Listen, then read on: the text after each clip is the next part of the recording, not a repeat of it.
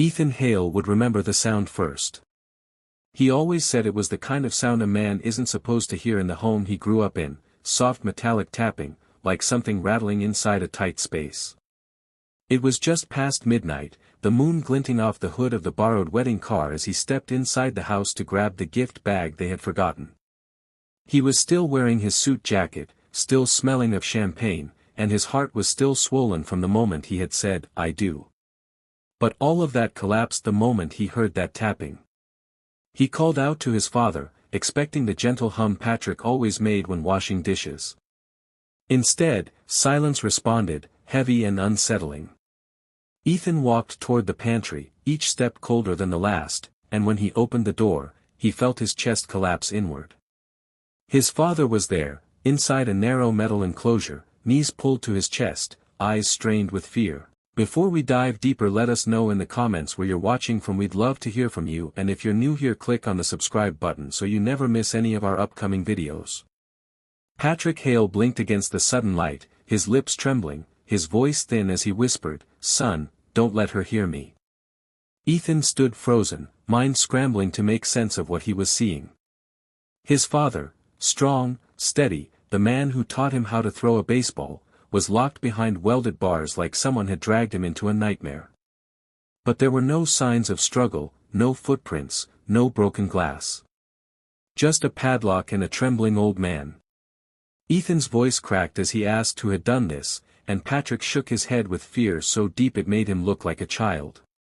Ethan began forming questions faster than he could speak them. Who was she? Why was Patrick hiding from someone no one had seen? And how could this have happened on the very night meant to mark the beginning of Ethan's new life? Those questions would haunt him long after that night ended. Before this moment, Ethan's world had always felt stable, built on the foundation of a father who carried quiet strength. Patrick had raised him in a modest Ohio home filled with photographs of Ethan's mother, Elaine, whose gentle laugh still echoed in their memories despite her passing when Ethan was 9. Patrick never remarried, saying Elaine was the kind of woman who stayed in a man's life even after she was gone. Ethan grew up seeing his father fix cars, mend fences, and show up to every parent-teacher conference, even when exhaustion lined his eyes. Over the years, Ethan noticed subtle cracks, Patrick forgetting to turn off the stove, repeating stories in the same conversation, or misplacing tools he had used daily for decades. But Patrick always brushed off the concerns, offering a tired smile and insisting he just needed more rest. For Ethan, the wedding was supposed to be a moment of joy shared with the man who had given him everything. Not the beginning of a night filled with fear and unanswered questions. The moment Ethan pried the lock free with a hammer, Patrick grabbed his wrist, pleading, "Don't call them. They'll say it's starting again." That word, "again," cut through Ethan like a cold blade. Patrick's hands shook as he tried to stand, his legs weak from hours, maybe longer, inside the cramped space. As Ethan guided him to the couch, Patrick whispered about a woman he claimed had been coming into the house. "She moves things. She watches me," he said, voice trembling. Ethan tried to stay calm, but his mind raced with fear and confusion. Doctors had hinted at early cognitive decline months earlier, yet Patrick had refused further testing. Now, seeing his father in that state, Ethan realized the situation had spiraled into something far more serious than forgetfulness. When his new wife Mariah entered the house moments later, Patrick shrank back, staring as if she, too, might be the mysterious woman he feared. Ethan felt torn between logic and dread. Was his father losing his grip on reality, or was something else happening? If this story has your heart racing, comment, "I'm still watching." Let's see who's truly following till the end. The longer Ethan stayed with his father that night, the more pieces of a painful puzzle began falling into place. Patrick confessed moments he had hidden for months, hearing humming in the hallway at night, waking to the sensation of someone standing beside his bed, or finding the basement door wide open even though he never went down there anymore. Ethan remembered neighbors mentioning lights flickering in the Hale house late at night, or seeing Patrick wandering near the backyard fence with a flashlight. Patrick insisted it wasn't confusion, but fear. "Someone's been coming here, son," he whispered. And she waits until I'm alone. Ethan tried to reassure him, but each word he spoke felt brittle against the weight of Patrick's fear. Mariah sat nearby, watching quietly with worry etched across her face. Ethan felt the crushing responsibility settle on his shoulders. His father wasn't just forgetful, he was unraveling, piece by painful piece, and Ethan wasn't sure how to stop it. It wasn't until hours later, when Patrick finally broke down, that the truth came out. With tears slipping down his cheeks, he revealed that he had been diagnosed with early-stage Lewy body dementia half a year earlier. The memory lapses, the hallucinations, the fear, they weren't intruders. They were symptoms. He had kept the diagnosis to himself because he didn't want to overshadow Ethan's upcoming wedding. He admitted that some nights, overwhelmed by panic, he had tried to protect himself by creating confined spaces, believing they would keep him safe from the shadows in his mind. The cage wasn't built by an enemy. He had assembled it himself during a moment he barely remembered. Ethan felt his heart fracture. The father he had always seen as unbreakable had been fighting a silent, lonely battle, trying to spare his son from grief. The truth was devastating, yet it made everything painfully clear. Ethan sat beside his father, gripping his hand as Patrick cried, apologizing for ruining the wedding night. Ethan saw the situation differently. This wasn't a burden, it was a call to love the man who had loved him relentlessly.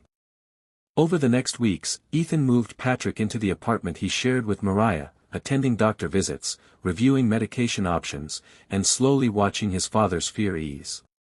Some days Patrick remembered everything with clarity. Other days he asked about Elaine, unaware she had passed decades earlier.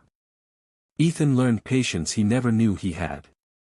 The cage incident became a turning point, not a moment of hopelessness, but a moment that bound them closer than before. Ethan often told him, "You spent your life taking care of me. Now let me return the favor."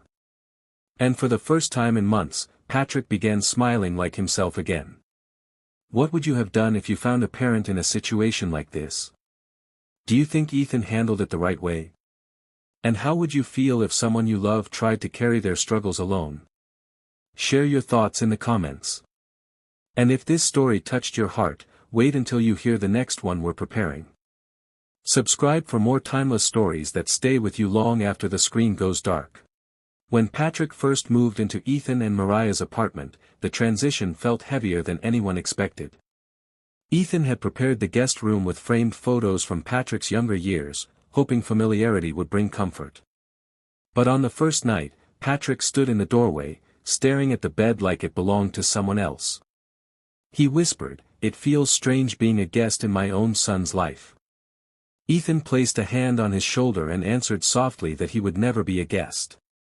Still, the adjustment came with challenges. Patrick woke up frequently, sometimes standing in the hallway unsure of where he was. Once, Ethan found him sitting at the kitchen table at 3 a.m., tying and untying his shoelaces with trembling fingers. Patrick muttered, "If I keep my hands busy, the thoughts stay quiet." Moments like these broke Ethan's heart, but he stayed close, reminding himself that his father had shown the same patience when he was a child learning how to ride a bike, falling repeatedly but never being judged for it. As weeks passed, something unexpected began happening. Patrick began telling stories, long, detailed stories from years Ethan barely remembered or never heard about at all. Moments from Patrick's youth resurfaced with surprising clarity. He talked about a summer he spent helping his own father repair tractors on a relative's farm, how his hands smelled of engine oil even after washing them. He shared memories of meeting Elaine at a church bake sale, how she dropped a plate of cookies because she was startled by his compliment, and how he knew instantly that she was the woman he would marry. Ethan listened intently, sometimes smiling, sometimes fighting tears as he realized he was learning parts of his father he never knew. But occasionally, the stories slipped. Patrick would recount something that didn't quite match history, or he would insert someone who had passed away long before the moment he described.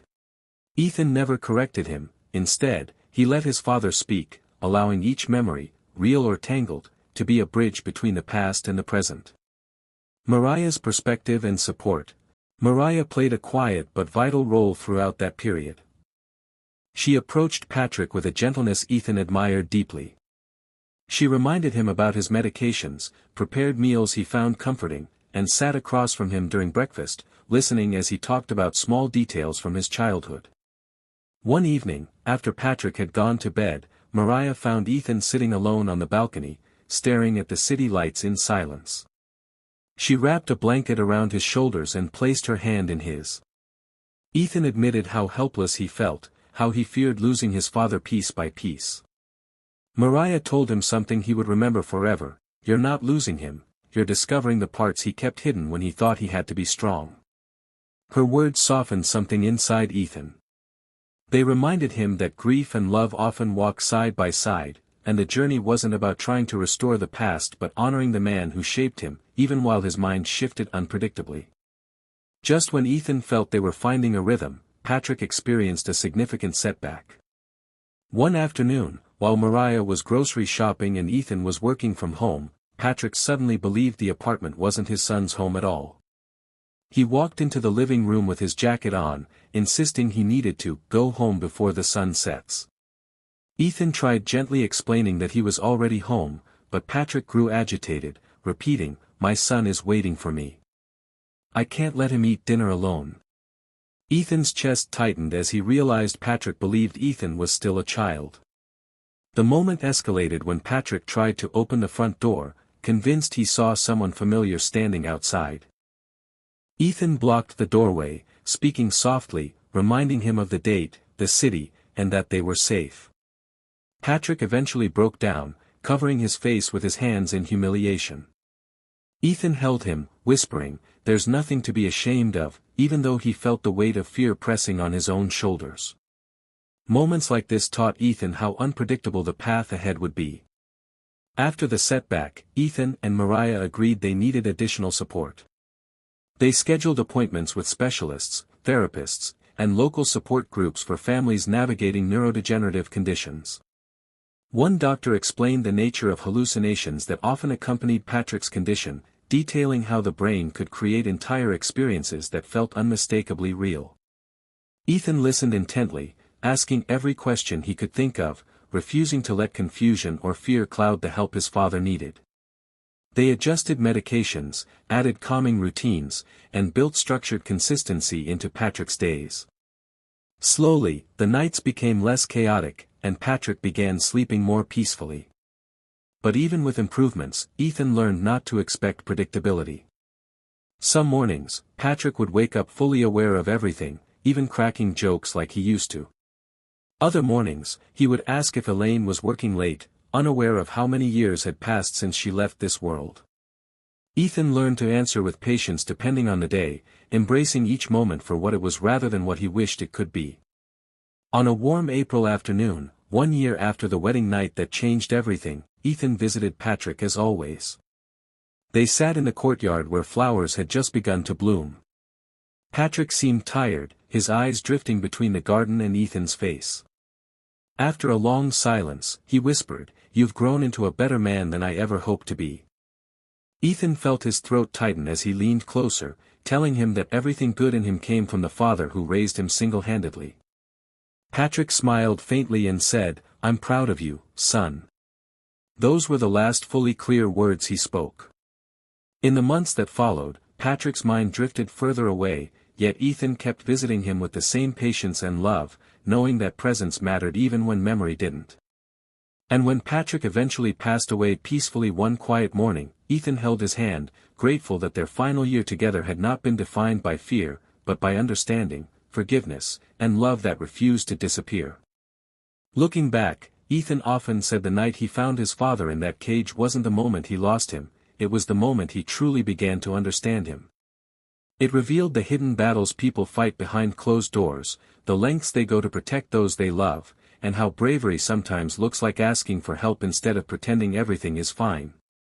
Ethan chose to honor his father's life by volunteering at support groups, sharing their story with families facing similar challenges, reminding them that they are not alone.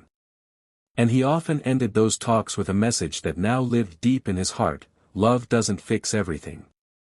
But it gives us the strength to walk through things we never thought we could. For anyone listening, his story became a quiet reminder that compassion, even in the hardest moments, can hold a family together long after memories fade. Now we want to hear from you. What would you have done if you were in Ethan's place? How would you handle watching someone you love struggle in silence? Share your thoughts in the comments below. And if this story touched your heart, remember, there are so many more stories like it, stories that remind us of the strength found in love, patience, and understanding. Subscribe so you never miss any of the meaningful stories we share here.